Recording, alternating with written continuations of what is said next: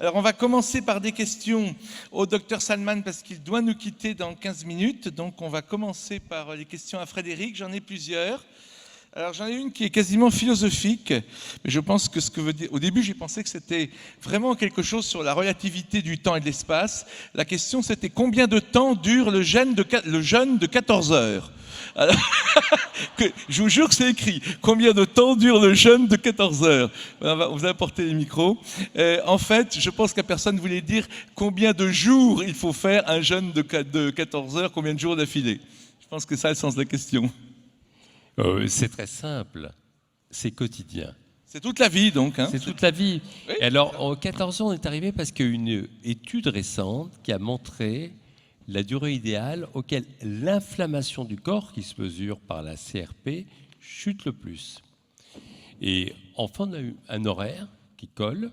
Certains vont au-delà, mais la quotidienneté, c'est important parce que tous les jours, on renouvelle des cellules. Et par ce jeûne, on met tellement de chances de son côté. La seule contre-indication, c'est les femmes enceintes qui ont besoin d'une énergie particulière et des sujets qui ont des traitements, ne peuvent pas y aller, ou qui font de l'hypoglycémie. Sinon, écoutez votre corps quand vous faites ce jeûne séquentiel et vous verrez l'énergie que vous avez. Et la question suivante, c'est qu'est-ce que vous pensez des bienfaits des jeûnes, par exemple, d'une semaine? Des jeûnes beaucoup plus hard. Je suis pas favorable à ces jeûnes. Vous savez, c'est un petit peu... Beaucoup de sujets me disent « Allez, je vais dans un centre pour perdre du poids, 8 jours, 15 jours. » Ils font un coup de yo-yo. Et en définitive, notre organisme est une horloge absolument extraordinaire.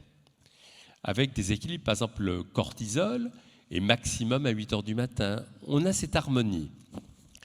Quand, d'un seul coup, on casse cette harmonie, bien, qu'est-ce qui va se produire? C'est que pendant un temps, on perd beaucoup, et puis on remonte. Donc, ce qui compte, c'est ce qui se passe tous les jours, pas ce qui se passe de temps en temps. Les jeûnes séquentiels me font penser à des régimes, j'en invente un tout de suite, le régime rose. Vous mangez tout en rose. Des fraisiers, du champagne rosé, du tarama. C'est bon. Au bout d'une semaine, vous avez perdu du poids, et en plus vous vous régalez. 15 jours plus tard, vous en avez tellement marre que votre appétit est coupé. Vous perdez du poids. Et dès qu'on siffle la fin de ce régime, vous remontez tout de suite.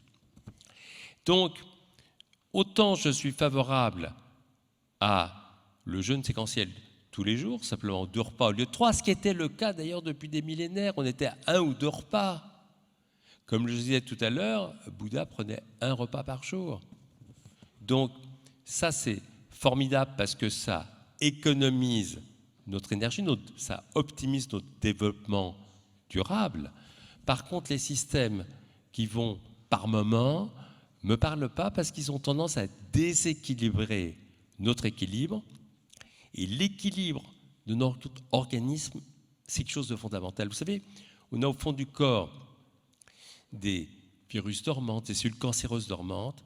Il faut respecter l'équilibre et ne pas le rompre. Une question rapide. Alors, le meilleur repas, c'est lequel? Parce que tu dis qu'il faut sauter, donc, avec 14 heures de jeûne, on saute un repas, mais il faut favoriser quel repas? Lequel on saute, lequel on favorise? Alors, il faut oublier les lancements commerciaux marketing qui disaient le petit déjeuner, repas droit, etc. Il y a eu une méta-analyse qui a montré que ça reposait sur rien du tout. C'était simplement pour vendre certains produits du petit déjeuner à ce moment-là, parce qu'ils ne se vendent pas autrement. Le repas à sauter, c'est celui qui nous convient le mieux. Parce que, alors pour ma part, j'ai choisi de ne pas prendre de petit déjeuner, je bois beaucoup le matin, parce que c'est un moment où il n'y a pas de rapport de convivialité. Très souvent, le midi, on déjeune ou on partage. Et c'est un moment important de déjeuner ou de dîner avec des amis. Il faut choisir le repas qui correspond le plus à son mode de vie et maintenir 14 heures de ce jeûne séquentiel. Donc, choisir absolument le bon moment, ça peut être n'importe lequel des 3 repas. Celui, on se dit, c'est jouable. Et donc, ça apparaît comme une évidence. Et une dernière question pour toi, avant de te libérer, puis tu dois nous quitter. Le ratopnu, m'a-t-on demandé, il meurt de quoi? S'il peut mourir ni de cancer, ni de maladie cardiaque, ni de quoi du tout, il meurt de quoi, le ratopnu? Alors on a une piste, parce qu'effectivement, à l'autopsie, quand un rat obtenu meurt, il n'y a pas longtemps j'en ai eu un, tout est neuf, il est en parfaite santé. Mais bon sang, qu'est-ce qui se passe? La peau est intacte, tout va bien. Et on a une première lueur liée à une Néerlandaise qui est morte à 112 ans. Et elle avait donné son corps à la médecine, et pour une fois, elle était morte ni de cancer, ni d'Alzheimer ou Parkinson, ni de maladie cardiovasculaire, de ce qu'on peut appeler sa belle mort. Et à l'autopsie, on a découvert de quoi les humains meurent un jour. Il n'y avait plus que 2 cellules souches dans sa moelle. Autrement dit, petit à petit, nos cellules souches qui servent à nous régénérer, nous réparer, diminuent. Mais si c'est centenaire, 30 ans plus tôt, on lui avait prélevé des cellules souches. On les cryogénisait, ça se conserve 200 ans des cellules souches, elles seraient reparties pour un tour. Très bien, mais merci beaucoup Frédéric. Alors on va te libérer. Merci. Et maintenant j'ai une question pour Elisabeth Blackman. Je pense que je vais la poser en français si vous avez bien la traduction en anglais, sinon je peux la dire en anglais. Beaucoup de gens ont demandé, quelle pensée, j'ai eu 10 questions là-dessus, que penser de tel ou tel médicament qui prétend d'aider à rallonger les télomères. Alors je connais votre réponse, mais je pense que c'est important de la donner au public vous-même. Donc, what about all the pills who pretend that the telomere will be length of telomere will be developed, and what do you think about this? I think I know your answer, but I want the public to listen directly to you about this answer. Thank you. Yes, many such pills are advertised on the internet. There is no clinical data that they have benefit. I have a big concern that some may put the balance. Oui, il y a beaucoup de publicité qui se fait sur Internet et de médicaments qui sont vendus sur Internet et qui prétendent cet allongement des télomères. Moi, je suis très inquiète. Il n'y a aucune étude et aucune recherche clinique qui a été faite sur le sujet. Yes, Elisabeth? I do not endorse any such products. There is no scientific or clinical support. And in fact, the safety in the long term is not known. Fortunately, exercise and all the other cheap, easy things. Donc, il n'y a aucune sécurité, il n'y a aucune étude, il n'y a aucune recherche, etc. Donc, je ne soutiens absolument pas ça. Heureusement, l'exercice, oui, permet de rallonger les télomères. Yes. Meditation, many other Et la ways méditation. As you've heard, we can increase our health in many other ways. Comme vous l'avez entendu, l'exercice et la méditation peuvent augmenter la longueur de nos télomères. Personally, I would never take any such pills. Moi, personnellement, je ne prendrai jamais ce genre de pilule ou ce genre de médicament. If you would like to know your telomere length and get tested, we suggest you read our statement on our website that I showed. Go into this knowing the pros and cons and how to interpret. Si ça vous intéresse, je vous suggère d'aller sur notre site internet pour voir. Nous avons une déclaration à ce sujet.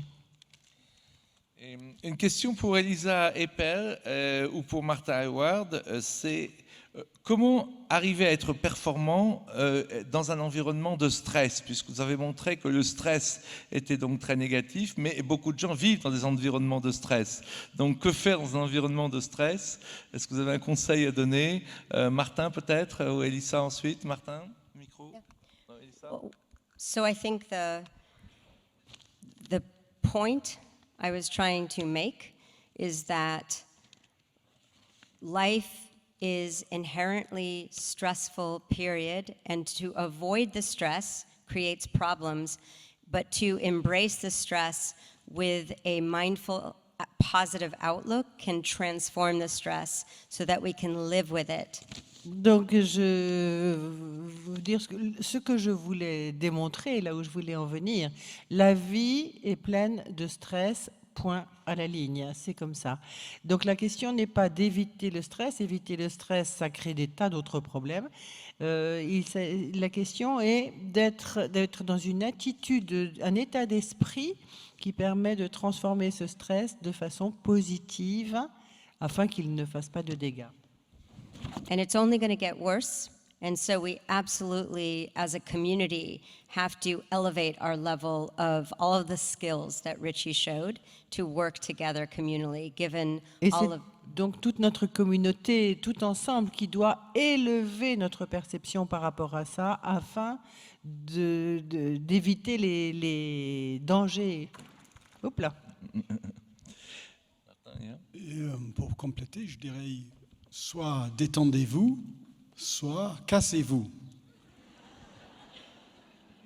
C'est-à-dire que on a une pratique qui nous donne une capacité, même une capacité qui va au-delà de ce qu'on pourrait imaginer pour pouvoir se détendre.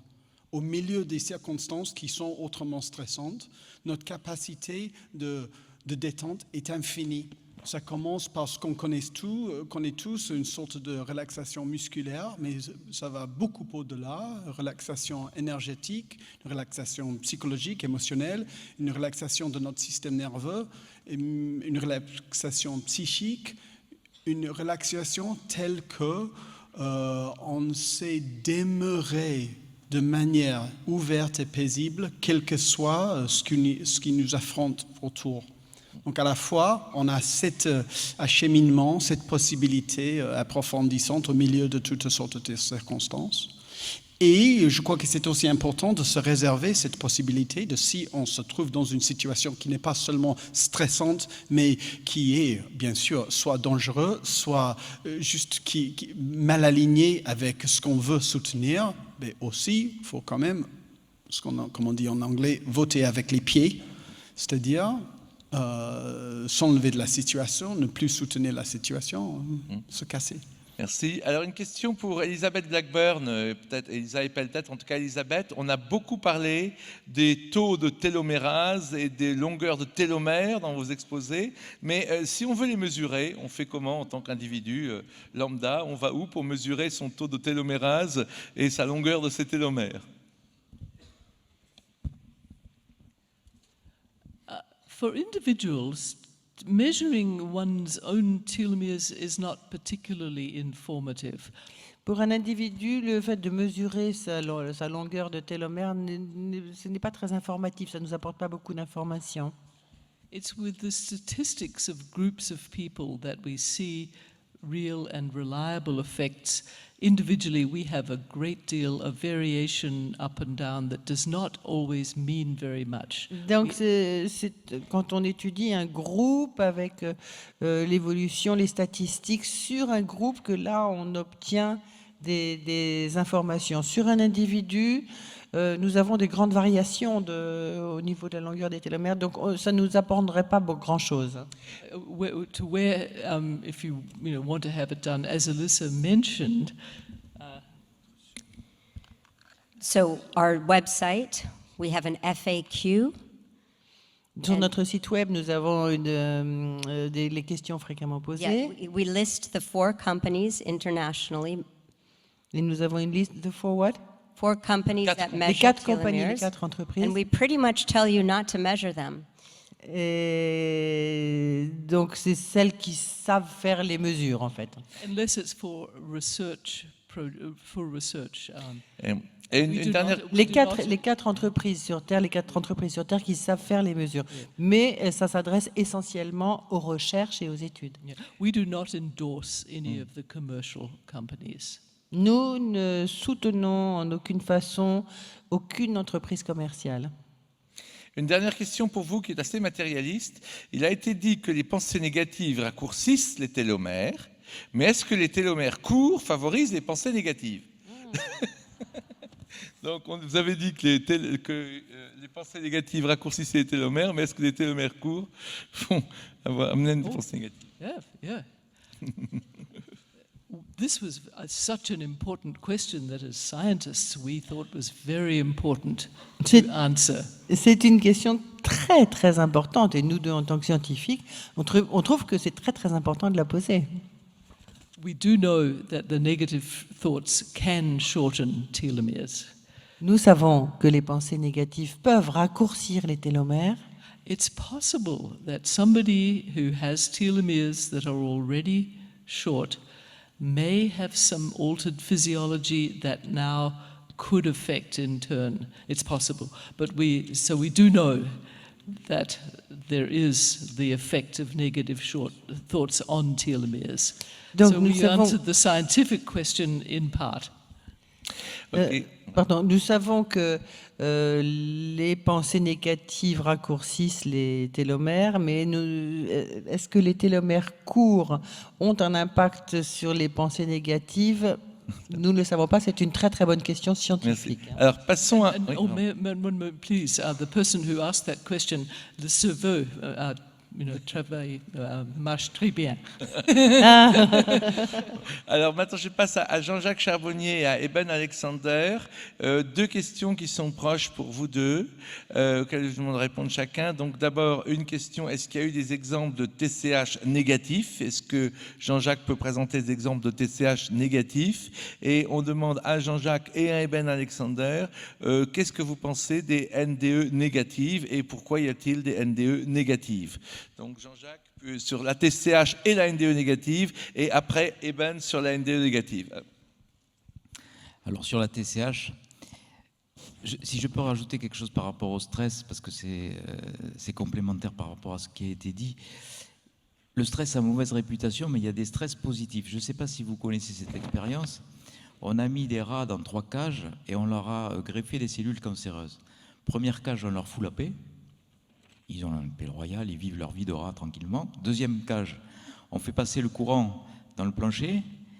Troisième cage, on fait passer le courant et ils peuvent interrompre le courant avec un système de levier.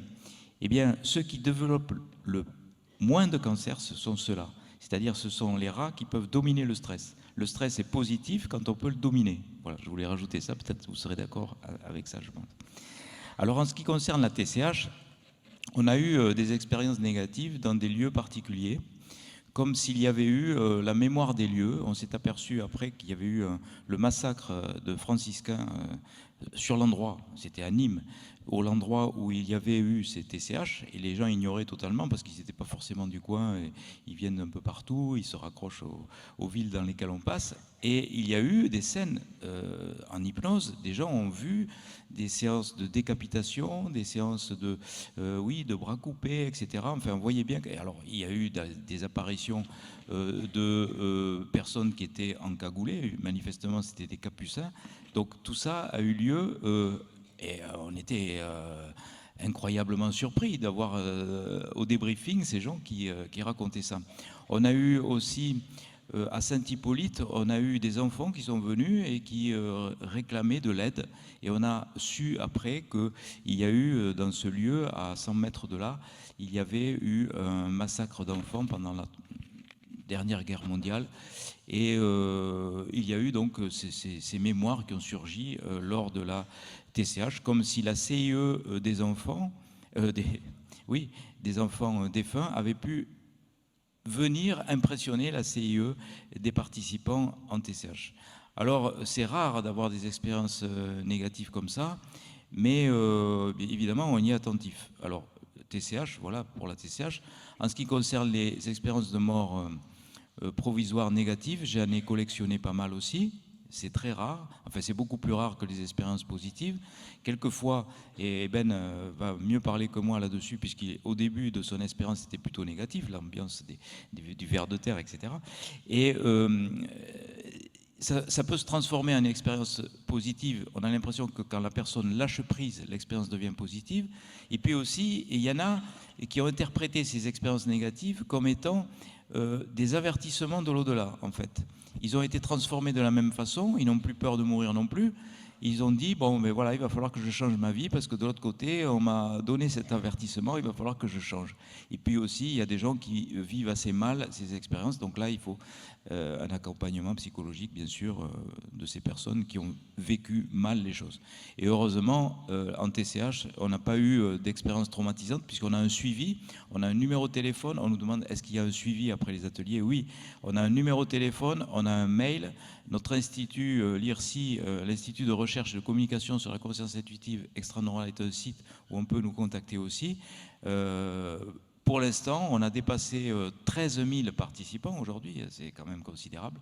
On n'a pas eu d'incident notoire, on n'a rien eu. D'ailleurs, s'il y avait eu le moindre doute d'avoir eu le moindre incident possible, eh bien, j'aurais jamais débuté ces ateliers à Montréal, au Canada, il y a 5 ans. Peut-être que c'est le terme hypnose qui fait peur. J'aurais dû appeler ces ateliers les transcommunications méditatives. Je pense que ça aurait moins fait peur parce que l'hypnose a quand même une connotation un petit peu voilà, flippante. Parce qu'on se dit on va être dominé par un hypnotiseur, on va être on va peut-être être hypnotisé à vie. Enfin, bon, il y a tout un tas de fausses idées qui circulent sur l'hypnose. Et alors que sur la méditation, non, c'est beaucoup plus soft, c'est beaucoup plus doux. Voilà ce que je voulais dire. Ben? Yes, very good point about my own personal near-death experience, as in reported in Proof of Heaven, began in the earthworm's eye view, a very primitive course and kind of primordial and dystopic. Oui, comme vous le savez, mon expérience, quand j'étais dans le coma, a commencé par cette vision du ver de terre, c'est-à-dire où j'étais vraiment, on peut considérer ça comme négatif, hein. And then, of course, I ascended into much higher levels, into the what I call the Gateway Valley, and finally into the core, into pure oneness. Et puis ensuite, j'ai accédé à des niveaux bien supérieurs, ou jusqu'à ce niveau d'unité totale, d'unicitude. And so it really, for me, was a very positive experience, which is the case for about 95 to 98%. Oui, donc dans l'ensemble, c'était many- vraiment une expérience extrêmement positive, ce qui est le cas pour 95 à 98% des gens. And it's really kind of shocking when you think about our materialistic society and our attachments to this realm. Why is it so pleasant and easy for people to get to that stage and be so blissful? Et c'est assez choquant d'ailleurs, une réflexion là-dessus. Pourquoi est-ce que dans ce monde très matérialiste, cette vie très matérialiste que nous vivons, pourquoi est-ce qu'il est tellement merveilleux et fantastique, et ça nous amène à l'extase de quitter ce monde matériel, justement?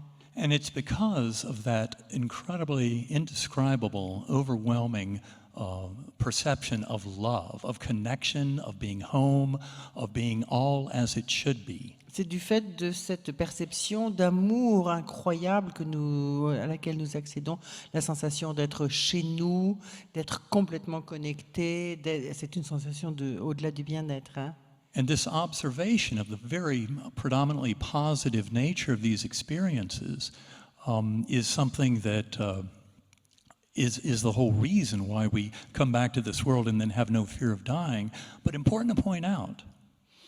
Donc cette notion de la positivité de cette expérience est vraiment, vraiment importante quand nous revenons ici. Nous n'avons plus peur de mourir non plus. Mais ce qui est important de souligner, that about a quarter of those experiences also involve an extensive life review where people have to go back and review the main elements of their life in the light of that love. And that's where the life review is such a beautiful teacher. Et donc, il est important de noter qu'il y a à peu près dans un quart des cas, les personnes, quand elles font le bilan de leur vie, repassent en revue complètement toute leur vie et tous les événements de leur vie, mais à travers la lumière de cet amour dont elles font l'expérience. And in fact, I would submit that our very kind of concept of hell comes from people who have had very tough life reviews because all the pain and suffering they handed out to other people, but then they had to be on the business end to receive that in the life review. Donc cette notion de l'enfer, en fait, on peut dire qu'elle provient de gens qui ont eu des vies très très très difficiles et qui en ont la perception au moment de leur bilan de vie, lorsqu'elles sont de l'autre côté, et elles considèrent que l'enfer c'était justement la vie qu'elles avaient avant. And of course, they come back with a beautiful lesson, and that is the central message for this world today Et of bien the sûr, power toutes of les love. personnes qui reviennent avec ces messages absolument magnifiques. Et c'est une des leçons que nous recevons aujourd'hui, c'est cette leçon d'amour. And the only other point I would add is that even that 3 or 4% of negative, kind of frightening, hellish near-death experiences lead to very positive change when people come back to this world. Et il est très important de noter, j'ai dit donc qu'il y avait 96 ou 97%, c'est que les 3 ou 4% d'expériences de mort imminente négatives, finalement, amènent à des changements extrêmement positifs dans la vie des gens une fois qu'ils sont revenus ici. Thank you. A question for Richard Davidson. Can you speak about the difference between the effect of hypnosis and meditation? La différence entre l'effet de l'hypnose et les effets de la méditation. Have you some data or something to comment about the difference between hypnosis and meditation? Certainly. Hypnosis and meditation are quite different. First of all, there are hundreds of different kinds of meditation. L'hypnose et la méditation, c'est assez différent. Déjà, il y a une centaine de variations de méditation. And so we can't really talk about meditation as if it were one thing. Donc on ne peut pas parler de la méditation comme étant une seule chose. There may be the one element which may be shared partially in common has to do with attention. Peut-être une des choses qu'on pourrait trouver en commun entre les deux est en relation avec l'attention et attention. Attention. L'attention. Yes, but we need to keep in mind that meditation evolved to promote human flourishing and awakening, and hypnosis was developed really in the context of treating patients and treating psychopathology. Et donc, il faut garder à l'esprit que la méditation est destinée, on va dire, à favoriser l'essor et l'éveil et l'évolution de l'être humain, de l'esprit humain, alors que l'hypnose a été développée au départ pour s'adresser à des patients et donc pour traiter des psychopathologies. The other element is that long-term meditators practice meditation often for several hours a day for decades. And we don't really have a group of people who've practiced hypnosis with that kind of regularity. Bon, l'autre point à souligner, c'est que les méditants, il existe pas mal de méditants qui ont médité depuis des décennies, tous les jours et parfois plusieurs heures par jour, alors qu'il n'existe pas, à ma connaissance, ou il n'est pas facile de trouver des gens qui pratiquent l'hypnose avec la même intensité, c'est-à-dire plusieurs heures par jour et depuis des décennies. Alors maintenant, pour terminer, vous allez tous répondre à une question, en une minute chacun. On va commencer par le professeur Joyeux là-bas. S'il n'y avait qu'un seul conseil à retenir de cette journée, lequel serait-il? Donc voilà, vous devez réfléchir, vous avez le temps de réfléchir. Le professeur Joyeux et Reza ont moins de temps parce qu'on va commencer par eux. Et on va dire à chaque personne, donc in French and in English, si vous avez un seul conseil pratique à retenir, ça peut être pratique ou non d'ailleurs, mais un seul conseil à retenir cette journée. L'empathie et l'amour. Quelle serait-elle? Oui. L'empathie et l'amour. L'empathie et l'amour, Reza? Je donnerais juste cette citation de Pascal. L'erreur, c'est l'oubli de la vérité contraire. Mais un beau signe d'ouverture. Elissa? To live your day, remembering how fragile life is and that you don't know when you're going to die. Live your day as if it is your last. With love. Vivre un jour à la fois et vivre sa journée comme si c'était notre dernier jour. Cultivate empathy. Cultiver l'empathie. Alors moi, ça va être moins philosophique, peut-être moins spirituel, mais si vous rencontrez une personne immobile, le regard fixe, foutez-leur la paix.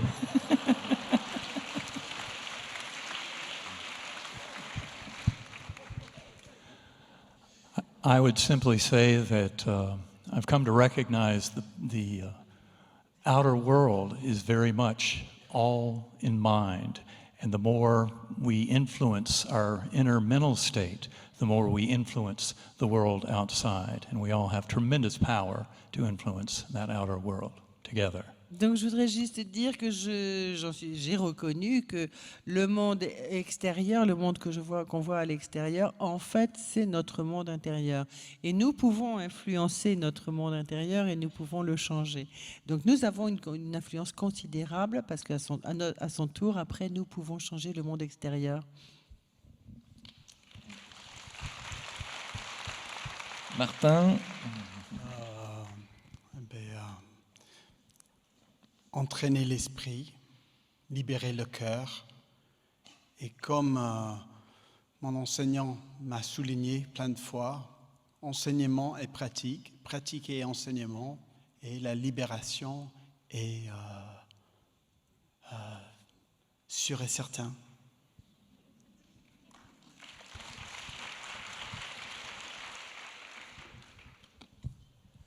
There is an epic struggle today in today's world between fear and love. À l'heure actuelle, il y a une bagarre épique sur Terre entre la peur et l'amour. And so the invitation is to choose and cultivate love, and we can do this by training our mind. Et donc l'invitation, c'est à choisir et à cultiver l'amour. Et nous pouvons faire ça en nous occupant et en cultivant notre esprit, notre mental. And so I'd like to just offer a 3-minute-a-day challenge for those of you who don't systematically train your mind. Please take the 3 minutes that you use each day for brushing your teeth, and while you're doing that, nourish your mind. Donc, je voudrais vous proposer un challenge 3 minutes par jour. Vous servez des 3 minutes que vous passez chaque jour à vous brosser les dents. Vous prenez la même quantité, 3 minutes, pour cultiver votre esprit. Merci. Alors, chers amis, donc nous arrivons au bout de cette journée qui a été, c'est pas à moi d'en juger, mais à vous qui, je pense, a été intense, belle et que nous avons partagé. Ne partez pas tout de suite car je voudrais remercier un certain nombre de personnes. Je voudrais demander déjà à Guy Trédaniel et à son épouse Claudia de monter sur scène. Guy et Claudia Trédaniel. Je voudrais demander également à Benoît Habert qui est ici, et puis surtout à toute l'équipe qui est dirigée par mon épouse Dania King, que vous avez vu courir partout en rouge. Quand vous avez vu une flèche rouge, c'était mon épouse qui courait partout. Il y avait 28 personnes pour l'accueil, il y avait pour la technique 5 personnes, je vais leur demander de venir, pour le son, pour la lumière, pour les vidéos. Il y avait les traducteurs, Jean-Marc Jacot, je vais lui demander de venir. On ne l'a pas vu parce qu'il était dans l'ombre, il traduisait vers l'anglais. Caroline Guidetti, bien sûr, qui est là. Et donc, nous avons près de 50 personnes et 6 mois de préparation pour un colloque comme celui-ci. Donc, si vous voulez tous monter.